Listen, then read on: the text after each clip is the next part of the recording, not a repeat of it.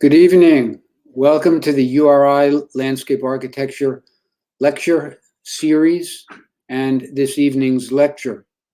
We'll be getting underway shortly, but before we do, I'd like to bring you a short video about the College of Arts and Sciences, which is where landscape architecture is located.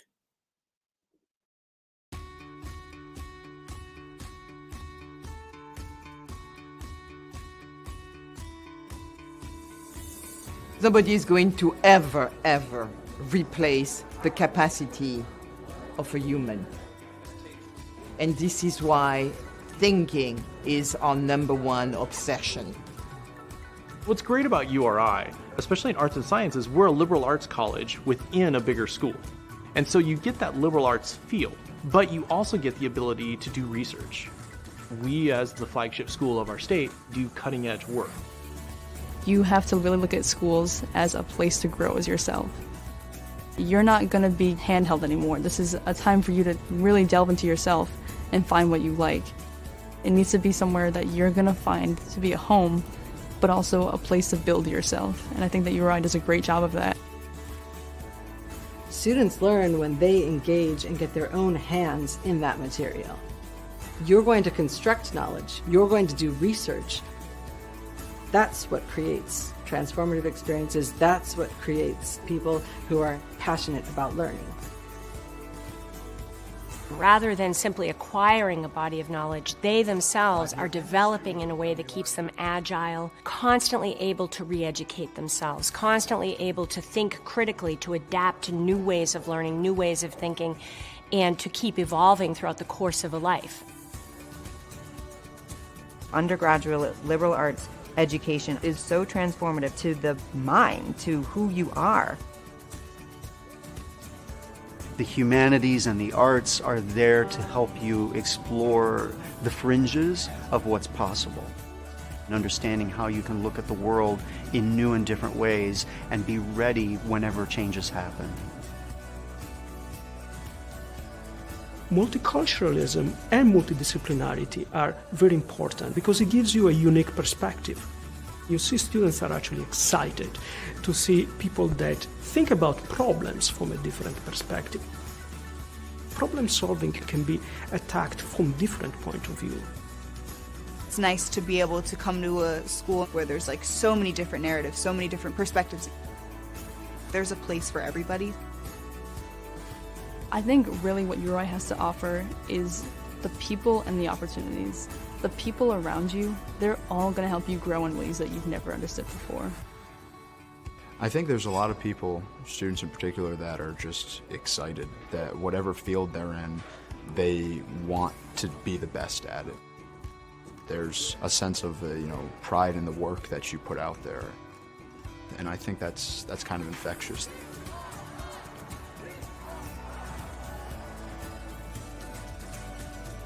A College of Arts and Sciences education gives you the confidence to bring together all the strands that you value and apply them in ways that are fulfilling for you as an individual, but also resonate out.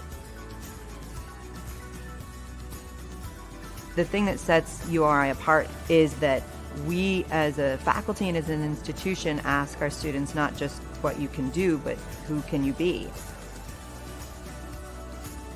We're a small place, there's no denying that.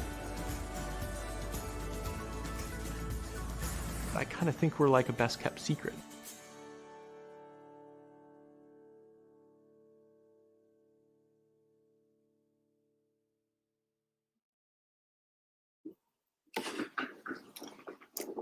Hi, I'm Will Green. I'm the chairman of the Landscape Architecture Department here at URI. And I want to welcome you to this evening's Landscape Architecture Lecture, part of a year-long series focusing on landscape architecture, activism, equity, and environmental justice. Before introducing our guests, I'd like to thank a few individuals who work in the background, helping with the series.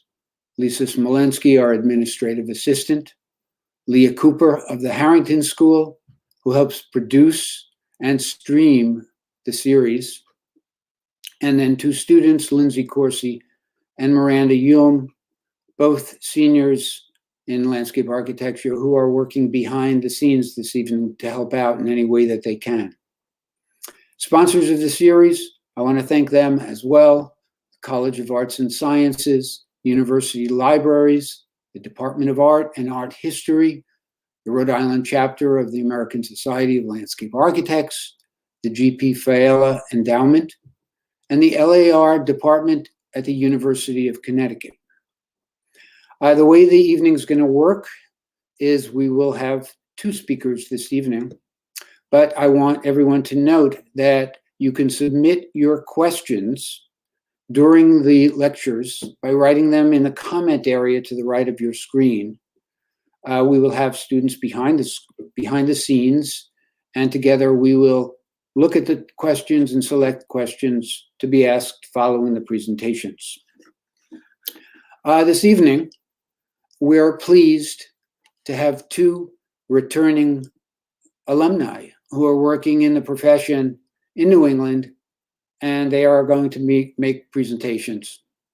Each year at this time, we ask two alumni who are in early careers to return here and share their professional experiences with our students and our friends. Our presenters tonight are Stephen Thompson from the class of 2013 and Allison Desbonnet from the class of 2014. I asked them to report on their work, on how their work intersects with some of the themes mentioned earlier and the projects that they might want to select that help illustrate their ideas. Our first speaker is going to be Stephen Thompson. He's a landscape architect with Terrence Dewan and Associates of Yarmouth, Maine. He received a BLA, as I mentioned, in 2013, and he has 7 years of professional experience. He's a registered professional in the state of Maine, and he has experience in site planning, renderings, streetscape improvements, and some of his projects include corridor improvements to Route 1, streetscape improvement projects in Bath, school, senior living, and waterfront park projects. He's also a licensed remote pilot who uses his aerial images on projects that are in the office. I'd like to welcome Stephen Thompson. Thank you, Will. If the screen is looking good, I'll start off my talk tonight by talking a little bit about my path to URI and beyond as a professional. I'm from Kennebunk, Maine, born and raised, and I think my initial interests in the landscape are similar to a lot of people, an early appreciation for the outdoors, environmental stewardship. I took some drafting classes in high school, and through that I discovered landscape, and I was off to URI. Graduated in 2013. As Will mentioned, it was a great experience, lifelong friends, professors. You students know the drill. Some of you may recognize that top left photo. One of your recent adjunct professors, Andrew Pichette. I don't know a lot about what he was like in the classroom with you guys, but you can see that he was a real wild child back in the day. So after school, I looked towards Boston like many people do. The job market was not as bad as it was when I came into school, but still wasn't that great. I sent my portfolio pretty much anywhere and everywhere, and ultimately ended up at a place called Parterre Garden Services, which was a fine gardening company, a really cool company that was actually created by Gregory Lombardi Design as a way to help preserve the design intent of their projects. And, maybe this, wasn't exactly what I thought I would end up doing initially, but it was a great experience to get out on some of these estates and get the hands-on plan experience, explore these estates, really gain an appreciation for that high-end design. It was actually at this property that, lucky me, I got an email from Professor Green about an opportunity at the office that I work at now. And before I move on, I just wanted to mention to the seniors and juniors getting close to graduation that, don't be worried if you don't immediately end up where you thought you would end up or where you see other people going. You may not know what you want to do until you try it. And any experience really is going to benefit you. And if you do know what you want to do and where you want to be, then don't stop trying, because you will get there. Trust me. So back to Maine, to TJDNA, located here in Yarmouth, and two charming old brick schoolhouses that are a little chilly in the winter, like right now. So I was really fortunate to land in an office that did a wide range of sizes and scopes of work. My first week here, I went from maintaining plants to looking at land use concept planning for over 50,000 acres of land in northern Maine. We've been involved in the landscape architectural design of hotels and resorts, public spaces for low-income assisted living developments, and of course, residential design. I think one of the areas that brings a lot of people into the profession. We've worked on some really great projects, and you see that instant gratification. The next year it goes up. You really get to work in the details, and also work with some really talented professionals, artisans, landscape contractors. Another project we've been working on recently is a streetscape visioning and design project in Bath, Maine, looking at ways to design and implement ways to better link a portion of the city to the downtown through things like traffic flow and extending curb cuts and pedestrian space. And overall, it was a great opportunity to use those URI studio skills you learn. But what I'm going to be focusing on is actually my work in visual impact assessment and how, specifically how that relates to renewable energy development, which has been most of my experience in doing this particular type of work. So kind of a quick high-level overview of the visual impact or VIA process. It's mostly based on my experience in Maine and New England, but the overall process is pretty much the same everywhere. To define this type of work simply, visual impact assessment, it's really just a study of the visual impacts from a proposed development on the landscape. Now, there's typically some sort of visual impact assessment required in the permitting process of these large-scale energy projects. Many states might have different expectations or methodologies on how a VIA should be completed, but overall, the goal is the same, and that's to determine if a project or development as it is proposed will have an unreasonable adverse impact on the existing scenic character of the area. So to quickly kind of run through the steps in a visual impact assessment, using a wind power project in Maine as an example, the first step is to determine the area of potential effect, or the APE, and that is the area within which the project's impacts can be reasonably seen. It's based on the size and scale of the project. In some cases, states or regulatory bodies may specify what that distance is. For instance, this wind project in Maine, most onshore wind project development requires 8 miles. So we'll be doing our analysis within an 8-mile study area for this particular project. One of the most important parts of the process is identifying scenic resources, or sometimes they're called key observation points. And these resources are those publicly accessible places that help to create the scenic character of an area that people experience.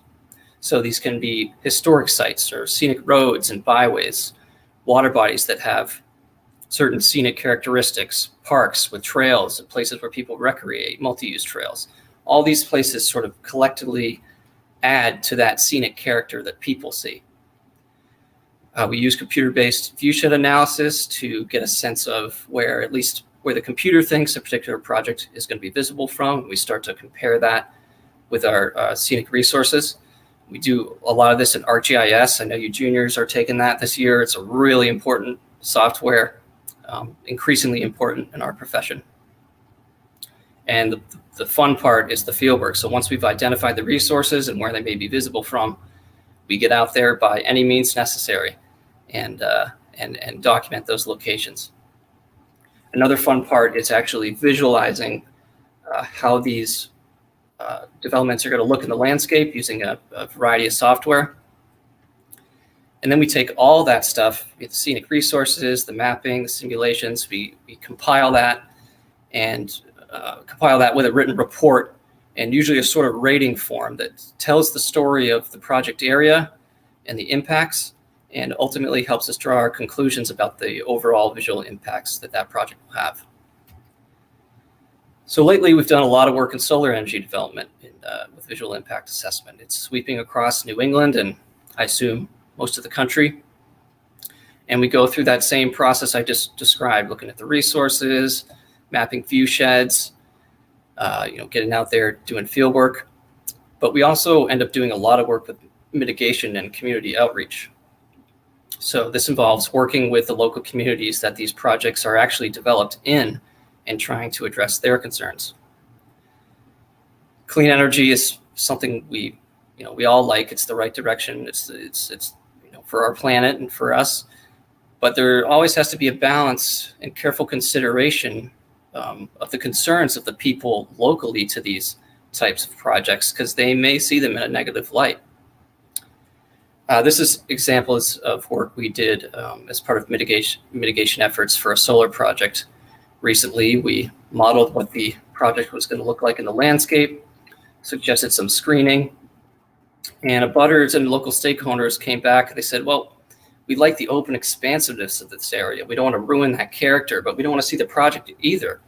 But we don't want to be confined, with these planting strips right up against the road. So we went back to the drawing table a little bit, pushed the project back, and pushed that screening back as well. So now that solar array had certainly less of a visual impact. And with that screening, it fits better into the existing character of the landscape. So this is just one small example of how we try to incorporate those communities' concerns into the design and really let them drive the design. So the next project I'm going to talk about is a energy transmission line through Maine. This was a fairly recent project we worked through. If you're ever driving down the highway or maybe in your hometown, you may see a clearing like this with these telephone pole structures in it. Well, those are transmission line structures, and these are, as a whole, are transmission line corridors. And as the name suggests, they transmit energy over long distances. So this project was a 145-mile long new and upgraded transmission line, which goal was to bring clean hydropower from Quebec into Maine and into the New England grid. And at the orange line on this map here is the area that I'm talking about in particular. The area that I'm going to focus on is actually the dashed part of the orange line. This was an area that was particularly controversial because it required clearing a new transmission line corridor through a fairly remote part of northwestern Maine. So part of this project was, a blast. I mean, we got to do a lot of field work in this remote area by any means necessary. Lots of hiking to get out to these locations, kayaking to get on water bodies that were important or might have visibility. And we didn't just do this work during the warmer months when the leaves were on. We also went back and visited a lot of these locations in the winter when the leaves were off. And that visibility is really the greatest for these type of large scale developments. So when we think about the project benefits from the developer's standpoint, this is going to deliver clean, reliable energy into the area. It's a step towards a future of no fossil fuels, something nobody can argue against. Reduction in millions of tons of CO2 emissions. It was really seen as Maine's contribution to clean energy in New England. And that's all well and good, but you have to kind of think about the other side. What about the people that this will affect locally, visually? Or what about the people that come to this remote area to recreate and have a certain expectation on what they want to see? That's environmental justice right there. So this is a view from Coburn Mountain. It's a prominent mountain in this particular area of Maine. It's got sweeping views of the whole area, and including the area where this project is proposed. And it was a particular area and kind of a catalyst for some of the opposition to the project. So when you stand back and look at this environment. It's not technically a pristine environment. It's really a patchwork of human presence in the form of sustainable forestry with strip cuts and clear cuts and woods roads. But does it really matter if it's not pristine and undeveloped? You know, this area is quiet. It's vast. It's peaceful. There's wildlife. It feels wild. You know, you're not seeing highways and industrial development or that, you know, typical large scale human development that you may see elsewhere. So though it's not the pristine environment you might see in a national park or something like that, it certainly satisfies someone's need to be in an environment like that.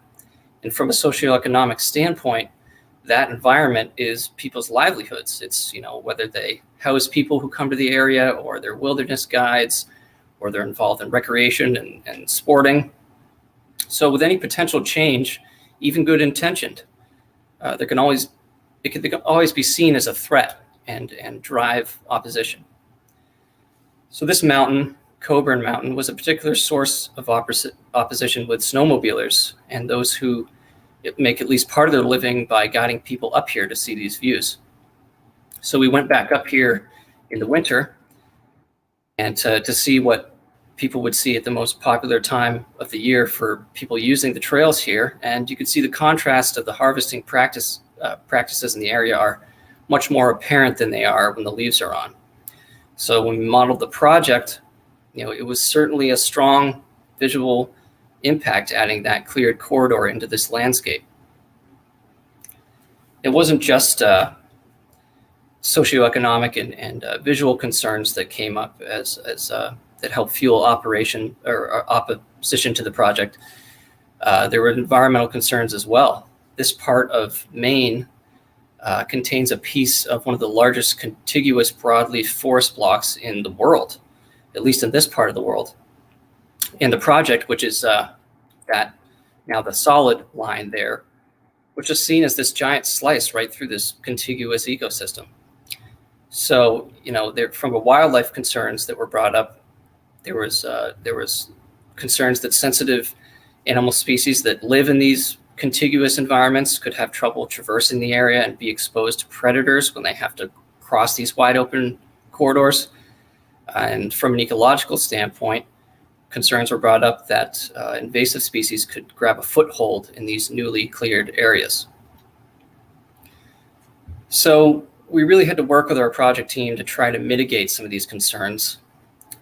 When we thought about the typical transmission line corridor, it's a clearing with structures in the middle and trees on either side, or at least it is in this part of the country. So we ended up developing a tapered vegetation management strategy, which allowed that native vegetation to grow to certain height limits within the corridor.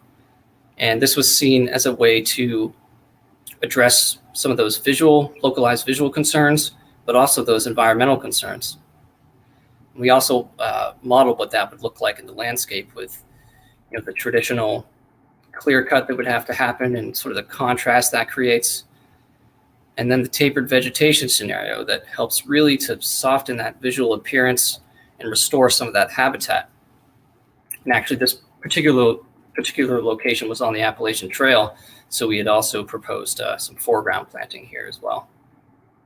So when we get back up on the mountain with the snowmobilers and we apply the same type of thing, it's a much more reduced visual impact on the existing fabric of the landscape. And, you know, will this satisfy everyone?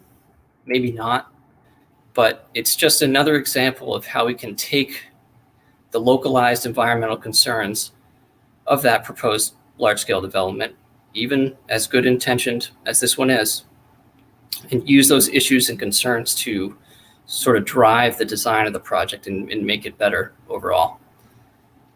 So the last project I'm going to talk about a little more briefly is a ocean wind project off the coast of southern New Jersey. So we were hired to conduct a visual impact assessment as part of the Ocean Wind team. The project's called Ocean Wind. And this project was being developed by Ørsted, which is a European-based energy developer. This is an ongoing project. It's located, the closest points are located closest to Atlantic City. And that blue or I should say Kinney blue rectangular area where the turbines are being proposed is where the project will be sited. So this environment was completely different from the woods of Maine. You know, it's urban, it's flat, it's coastal, and these things are out in the ocean.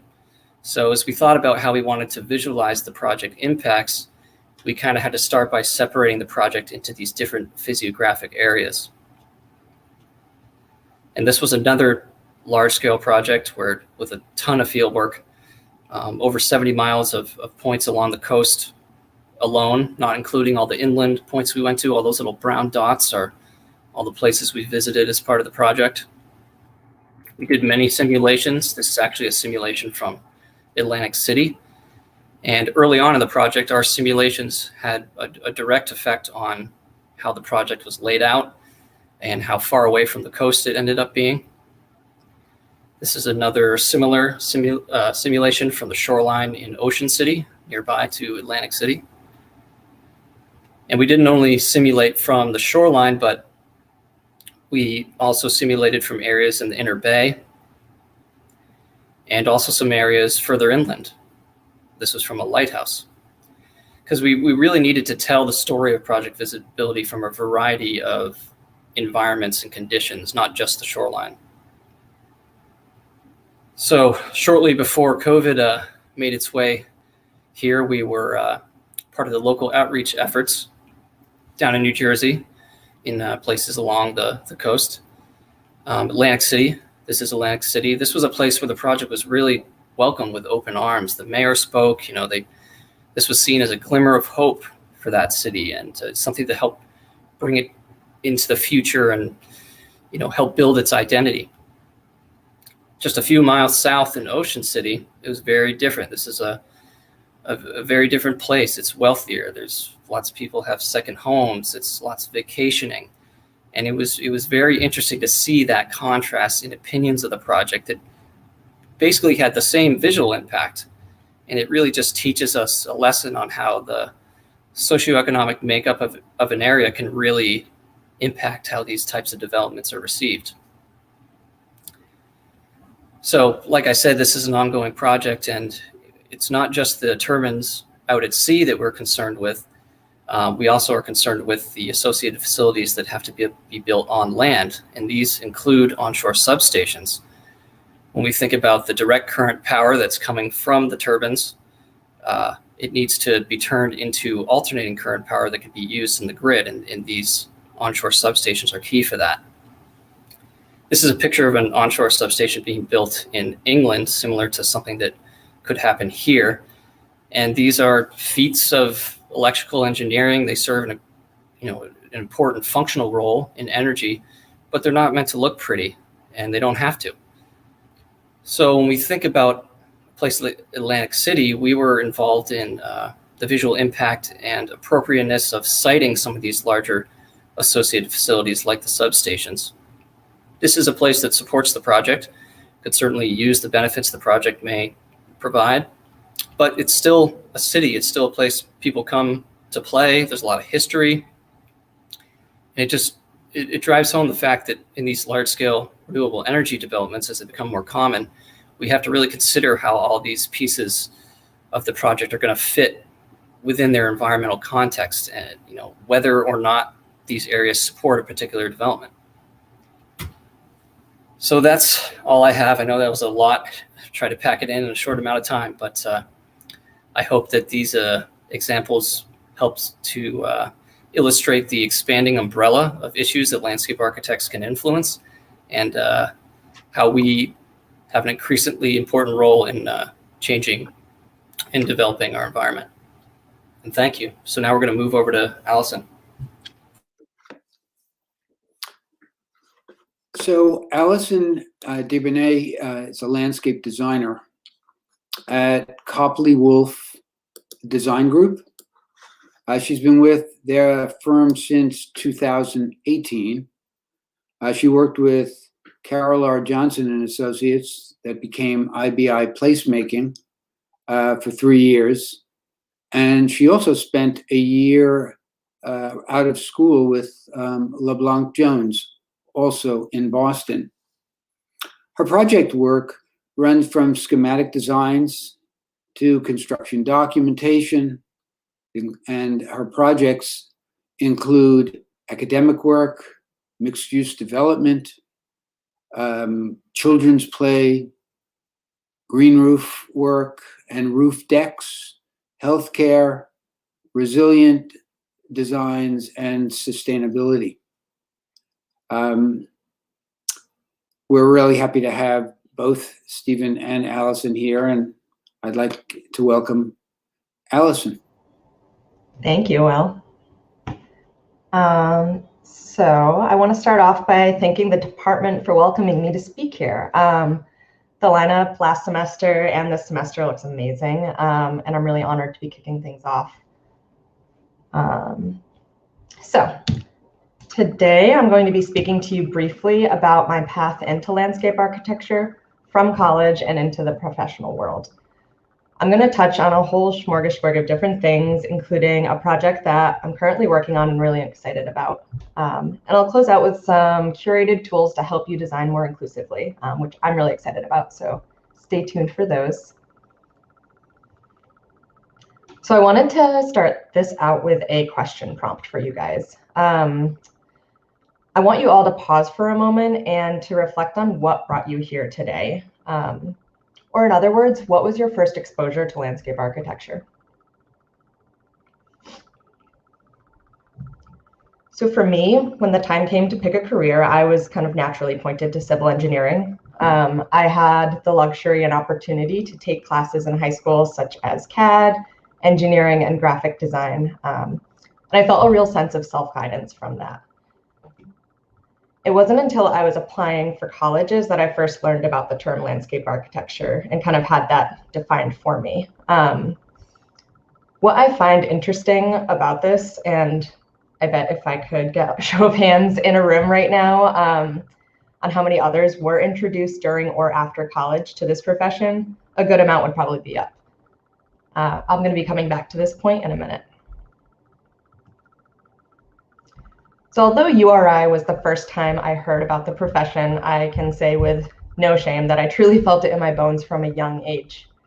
I was definitely like the oddball kid and found this comfort in the wildness of the natural world. My family played a key role in this influence, and they really enjoyed the outdoors themselves. That kind of brushed off on me, I guess. They put a lot of trust in Mother Nature to play babysitter, and I can thank them for that.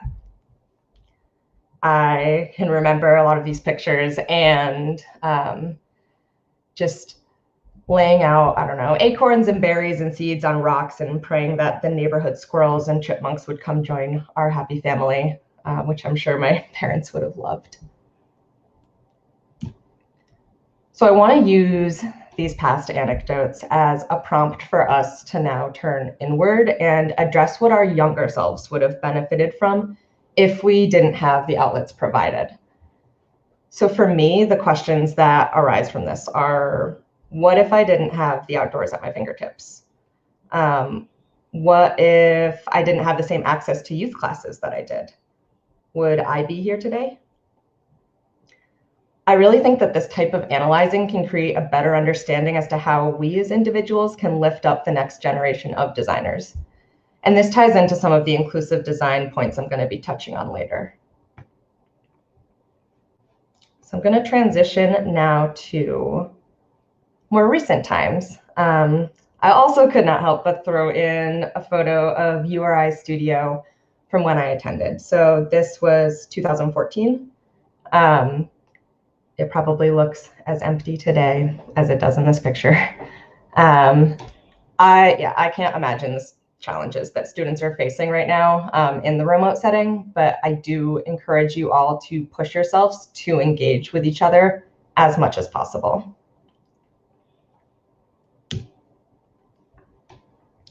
So Will went over some of this, but I wanted to give you a quick roundup of my time after graduation leading up to now. I, kind of like Steve, I didn't find the right fit prior to graduation or even after for a little bit.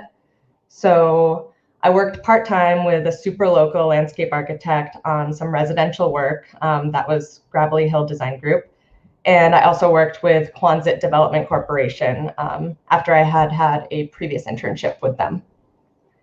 In August of 2015, I shipped up to Boston, and that's when I started at LeBlanc Jones. I transitioned from there to Carroll Johnson and Associates, now IBI, and I'm now in Copley Wolf, and I'm really happy to have landed here. The map here, I think you can see my cursor, just shows kind of generally the layout of that, where this was LeBlanc's office, and kind of I was a scaredy cat moving to Boston and wanted to live as close as possible and not have to take public transportation. So that was that. Centralized more downtown, we've got Carroll Johnson, and they moved just a block over here, I think a year after I'd started. And not too far from there at Post Office Square, we've got Copley Wolf. And as far as living, I was in the South End. I moved across the river into Cambridge, and then kind of worked my way up a little bit more to Somerville. And I'm not planning on leaving anytime soon. So office life has definitely changed a lot in the past year. This is a lovely sampling of my past and current situations. The bottom left photo definitely makes me laugh, just because of how it was complete and utter chaos in that moment. So one comment that I do want to make on this new remote lifestyle and how I feel the change will give the graduating class and so on a greater role in this new culture.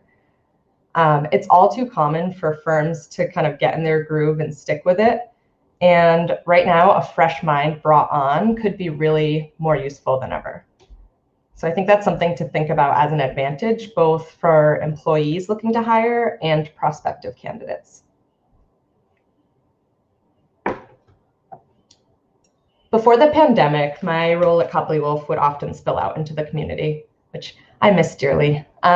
This is something that I learned Lynn Wolf, co-founder of the firm, also found a lot of joy in.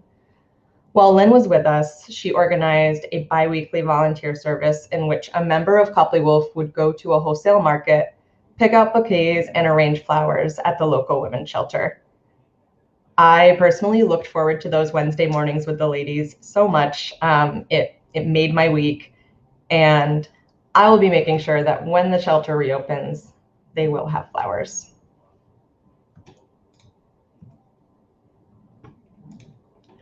So jumping into a project.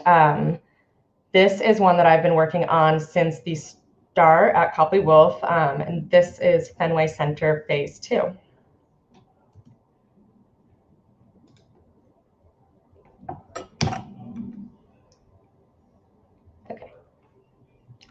The project footprint lies between Brookline Ave and Beacon Street and is just minutes from Fenway Park.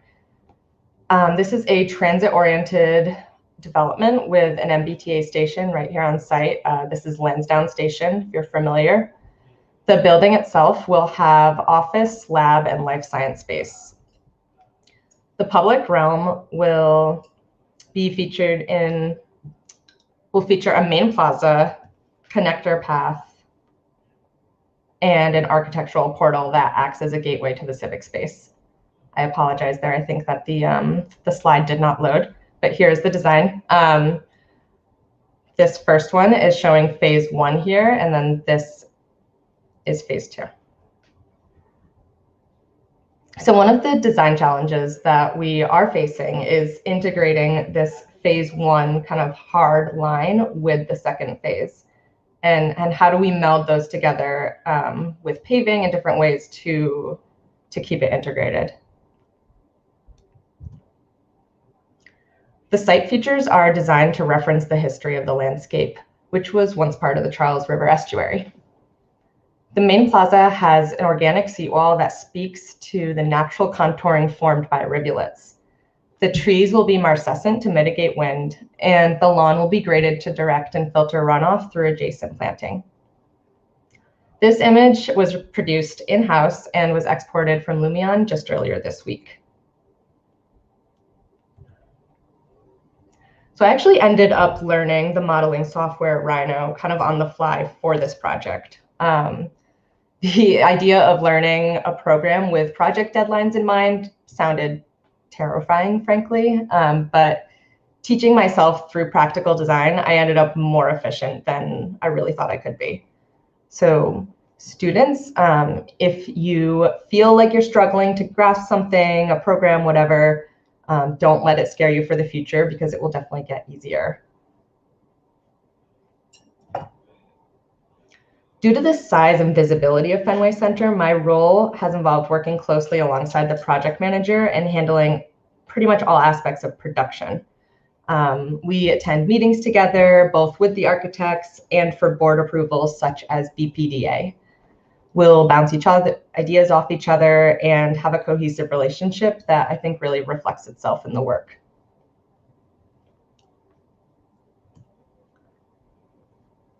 So as you may have picked up on, this is a very uniquely shaped space, and it's called for a heavy amount of analysis over the times. The new deck will be connecting two neighborhoods that have pretty much always been separated by this highway, and we are tasked with the challenge of weaving those urban fabrics together. So there's a series of spatial and programming transitions that will take place as you move from one end to the other. Some of which are diagrammed here.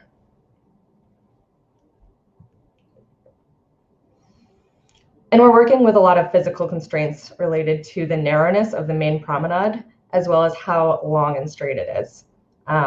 We've successfully found resolutions through doing these types of scale comparisons, both to surrounding sites in Boston and around the world. These types of plans change the way we think about a site, and they're super helpful in creating kind of a spatial understanding when we're presenting to a broader group.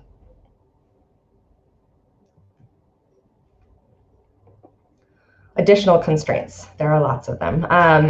We also have some kind of limits, I guess, with weights and depths. Because we're building on top of a bridge, a deck essentially, and there is a highway underneath it, you really only get so much space to work with after the structural components of the deck are fixed. So what we did was worked with the structural engineer pretty early on in the design to make sure that we could get the amount of depth and soil that we needed to get healthy trees in that main lawn. So just about every other part of the design is in flux, but the size and height of that lawn feature is very locked in.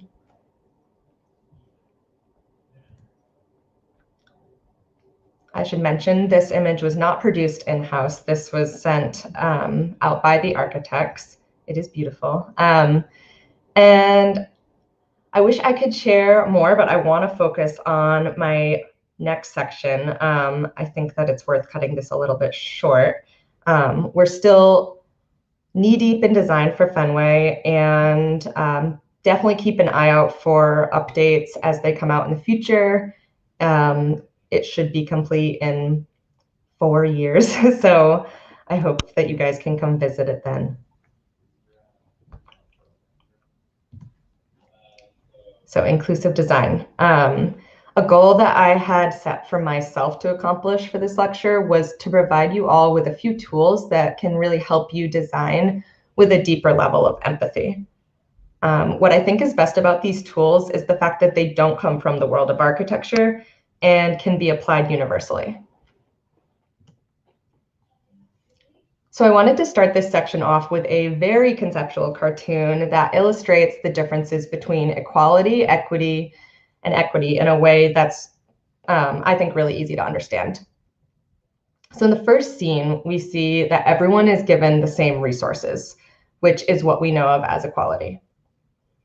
What we see as a result is that not everyone necessarily gets an equal experience. In the second scene, we see that those resources have been modified and distributed to accommodate everyone equally. So this is what we know of as equity. And in the final scene, there is no need to provide additional resources because the impeding fence has been removed. This is a metaphor, and it shows us how when the oppressive system has been dismantled, all users can gain the same experience. It's part of our duty, I think, as stewards of the land to design inclusively and to honor human diversity at all times. Something that I've started to observe through managing my own projects is the nature of intention versus impact. So as designers, we push pretty hard to create spaces that welcome everyone. That's our intent, right?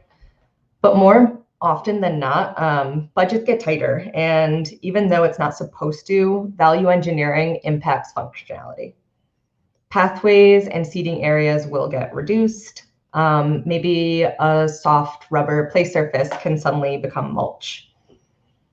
So something that I strive to incorporate into my role as a designer is more teaching to the clients. And I think everyone should think about that. So kind of ask yourself this: how can I address the passed down standards that are not inclusive? And something I think we should keep an eye out for in the public realm and in our own designs is hidden forms of defensive architecture. These are essentially spaces and features that are designed to discourage long periods of rest. The intentions are good, but the impacts may divide a community or tell certain people that they're not welcome. The large image you see on the right might get some laughs because of how ridiculous it looks. And you may think to yourself, that's not happening in my backyard. But there's a chance that you may not be walking under the bridges where it occurs, or maybe you just never noticed it, kind of like the example on the left. And the photo in the bottom right, filled with the happy, tech-savvy people, is a really good example of the opposite. This type of bench encourages users to stay put and recharge in whatever way they please.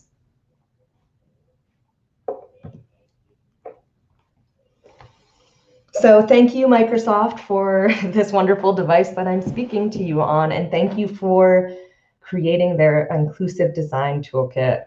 It is spectacular and has a lot of key definitions, activity cards that can really help designers get unstuck and work through some of those barriers that I described earlier. I personally love their definition of inclusive design, and I'm just going to read a piece of it and hope that that sticks. Designing inclusively doesn't mean you're making one thing for all people. You're designing a diversity of ways for everyone to participate in an experience with a sense of belonging. So as mentioned, the toolkit has a bunch of activity cards that I find can be really applicable to landscape architecture. An example of one of those cards is shown here. And the prompt is to create and list the different user experiences within your design.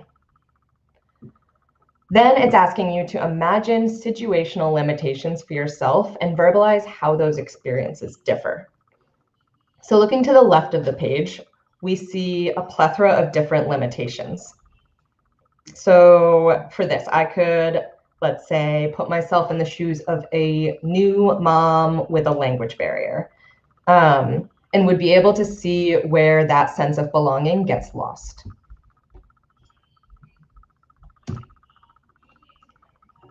As designers, we love our buzzwords, and we do quite a bit of public writing in the profession. So I found a tool used by professional editors that can help assess our verbiage in pretty much an instant. Both Hemingway Editor and Readable are free online tools or apps that can help ensure your content is easily understood. You can literally copy and paste any text onto one of these platforms through the website and have it analyzed for clarity in seconds.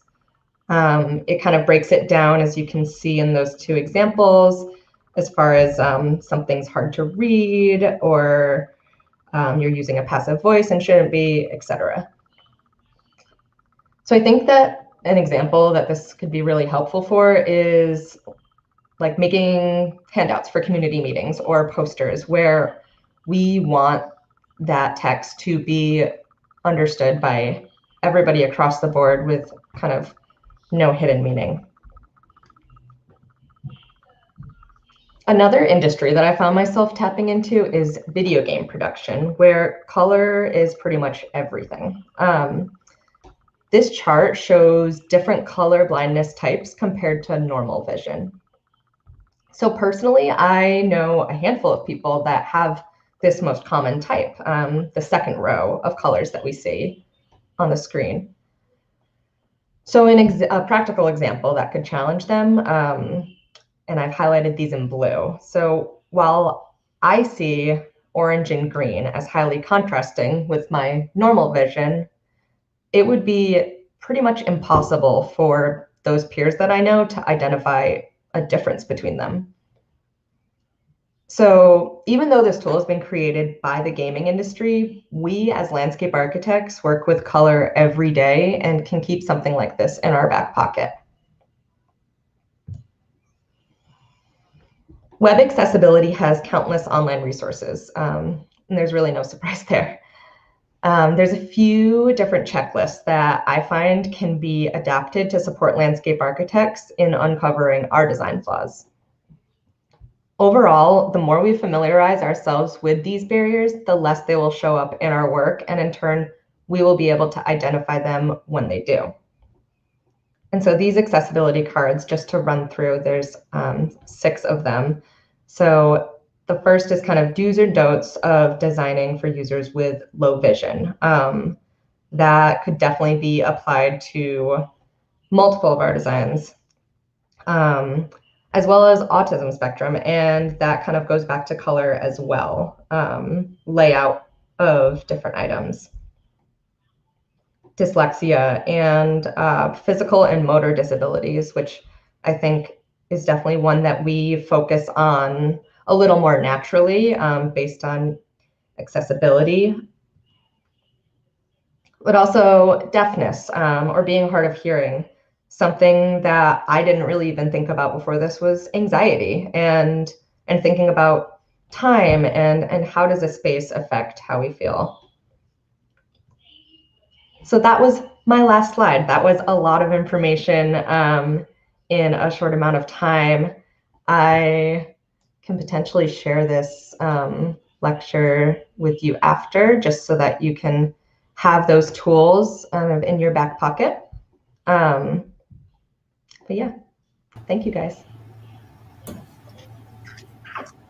So I want to thank you both, and I'll thank you probably again at the end. These were really provocative, useful, well presented. Both of you, you've really done a great job, and you've come a long way. We do have a few questions, and I'm hoping others of you will send in your questions. But the first one, I recognize a name in there. So this is the first question that I'll ask you is, how far out can the wind turbines be sited from the onshore substation? So this is, can you hear me? I'm not muted, am I yet? Yes. Okay, this is a bit of a engineering question, but if I've learned anything from working on these offshore wind projects, is that the engineering is just getting better and better every year, and between floating turbines and how far offshore they can be, as far as the onshore substation, how far from it they can be. Well, this project, you can read all about this project on oceanwind.com. The closest turbines are 15 miles from the shoreline, and the furthest turbines are beyond 20 miles from the shoreline. And I don't think there's any issue on putting turbines 30 or 40 miles from the shoreline. So I guess my only answer can be, since I'm not an engineer, that this is in a developing field, and there's a lot of possibilities that can happen with siting these things and all their associated facilities.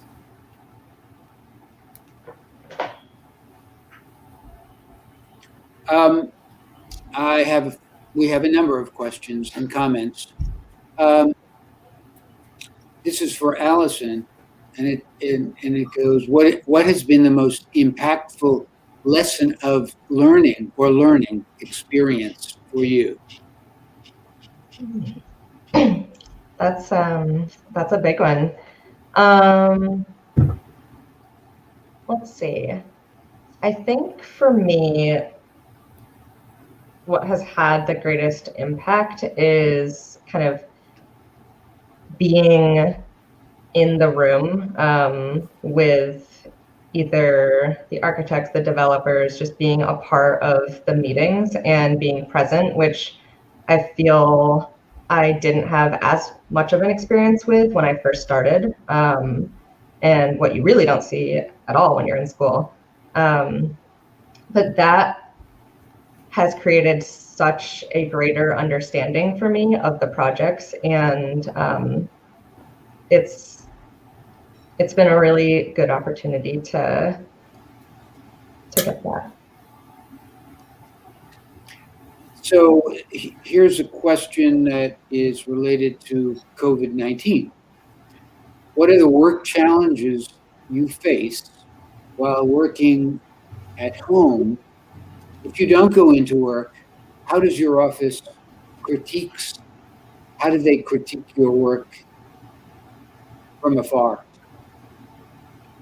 I have one from today, actually. I needed to do some sketching and concepts for a courtyard, and I don't have a printer at home, so that became interesting. Kind of a interesting way of tracing on a computer and taking a photo of that.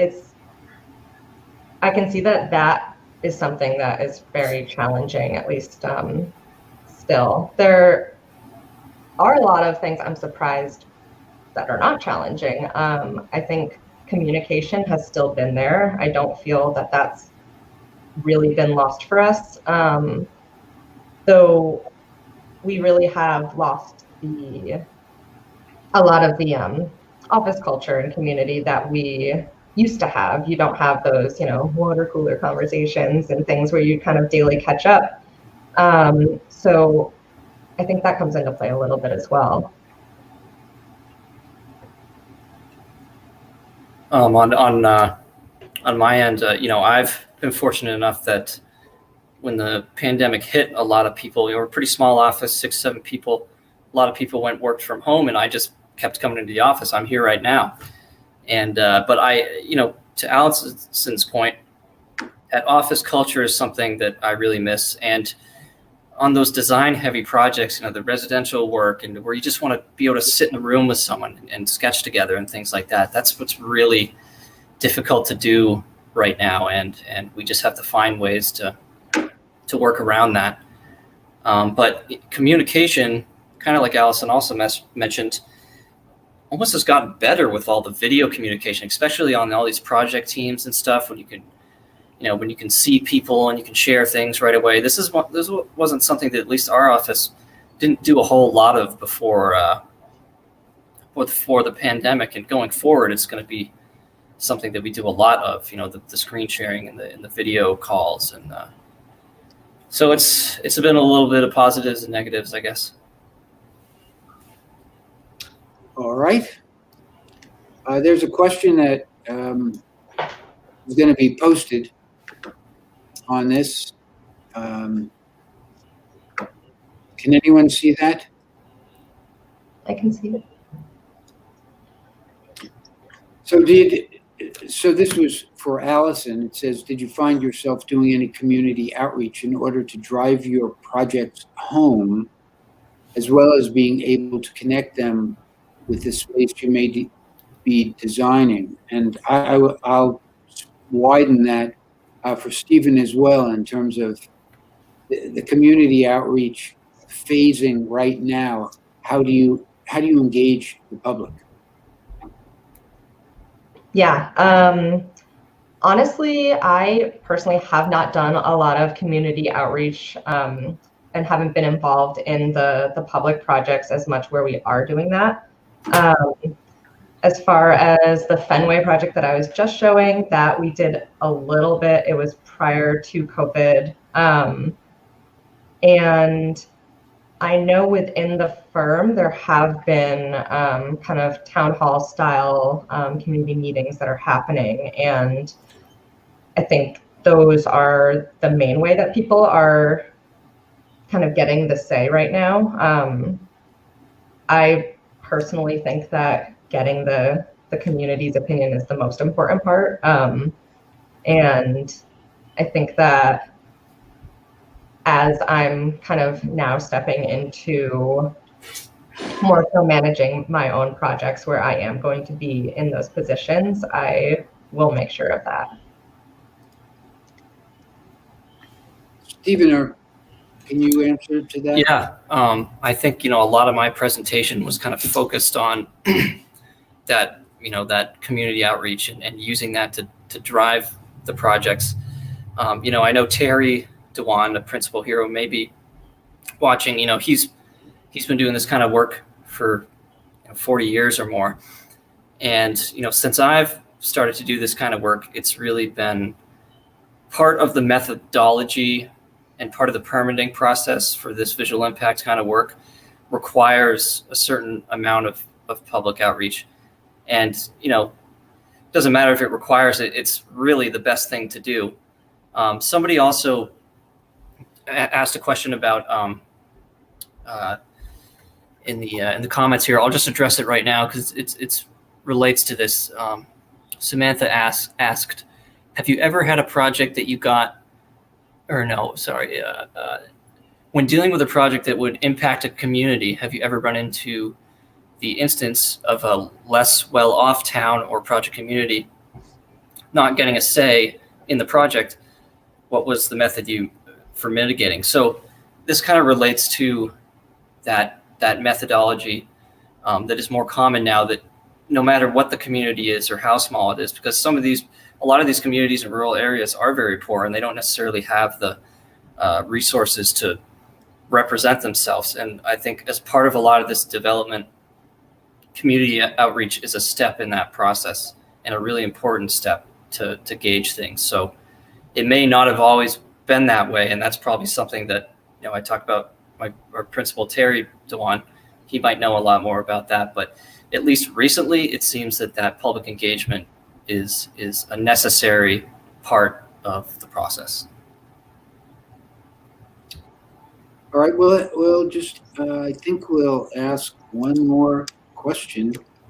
It's probably a bit more mundane. So when it comes to the work in your offices, what percentage of your work is focused on sustainability, social and environmental justice? And as you mentioned, Allison, you are being driven in part by either the desire to educate people. How are your offices talking about environmental justice and social equity and these things, and what percentage of your work is related to that? I can start. I think to some point that sustainability, social and environmental justice is woven into every project, and it's kind of more behind the scenes talks that we're having within the office. As far as teaching and educating in that sense, I think that we can definitely do that more, and more so just in the times that we're in right now, and specifically social justice. It's something that I think we as landscape architects have kind of we're looking at a different side of it than a developer might see, or whoever your client is. And by being able to show them that side, I think we could find some really, really beneficial resolutions.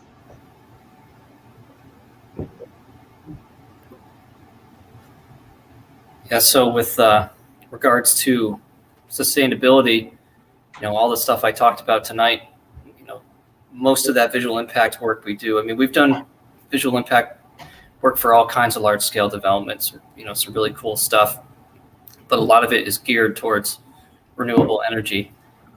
And so, and back to that point on public outreach and creating that balance between the greater good that these renewable energy projects are going to benefit and the people locally to those projects that where those projects are developed and their impact, how we mitigate that, striking that balance. That's a huge percentage of that type of work. And kind of to Allison's point with the other work, the more traditional landscape architecture work we do, a lot of that goes on in the background. We learn about these sustainable principles in design, and we try to use them as much as we can, on project teams when we're working with engineers and architects, and all that comes into play. So yeah, I think that's how I would answer that. All right. Well, I want to thank both of you again for educational and spirited presentations this evening. It was great. You have a fan club in the comments category, and so I want to thank you. And I also want to say that for everyone, we happen to have another lecture next week at this time. We'll have the Commissioner of New York City Parks for 6 o'clock. Mitchell Silver, he's a dynamic speaker, and he'll be here. And I want to thank everyone who's out there in the audience. It's great having people come and having you comment, and it's great for URI to have their students, their alums come back. So all of you students, keep in mind that you will be back here at some point with talking about your experiences in practice. So thanks very much, and until the next time, good night.